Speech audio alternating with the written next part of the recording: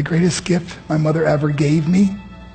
She believed in me. I have overdosed on drugs on 3 occasions where I should have been dead.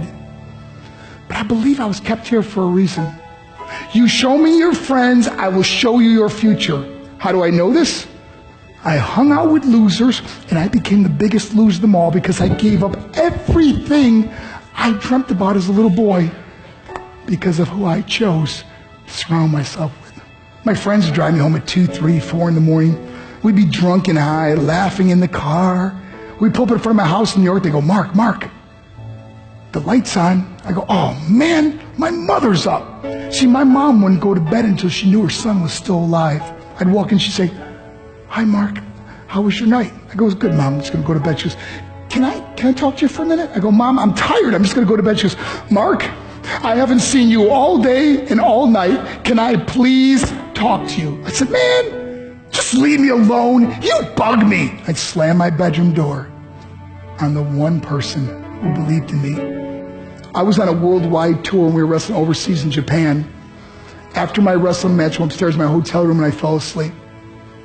There was a knock at my door at 3 o'clock in the morning. I got out of bed and I looked through the safety window and I could see it was a Japanese promoter.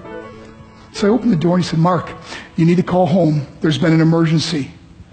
I went and got on a hotel room phone. I called back to the United States and said, hey, what's going on? He said, Mark, I don't know how to tell you this. I said, just tell me what happened. All of a sudden I started crying. They go, Mark, I can't tell you. I said, just say it. He said, Mark, your mother died. I just threw the phone down. I ran out of my hotel room. I took the elevator to the lobby, and when the doors opened up, I just ran out into the street. I mean, there was no cars, there was no people. It was 3 o'clock in the morning.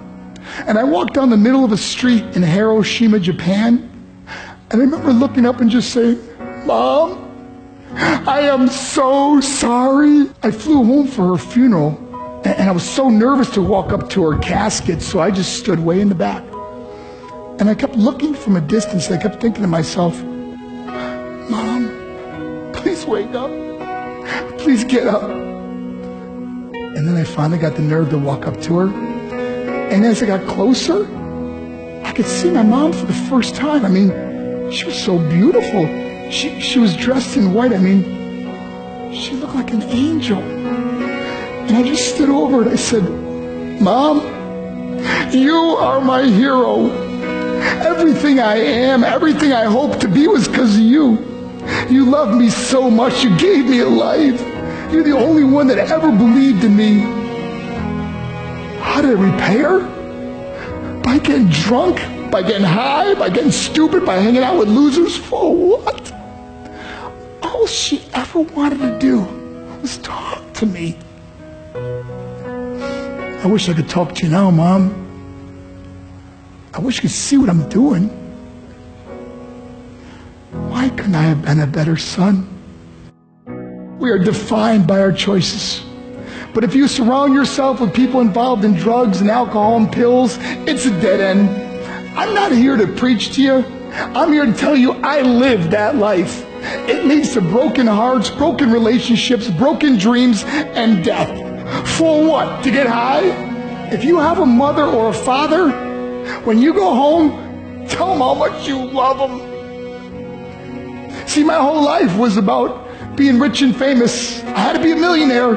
I had to win the race. I learned what is truly important, and that is how precious this gift of life is, and our families, and how quickly it can be taken away.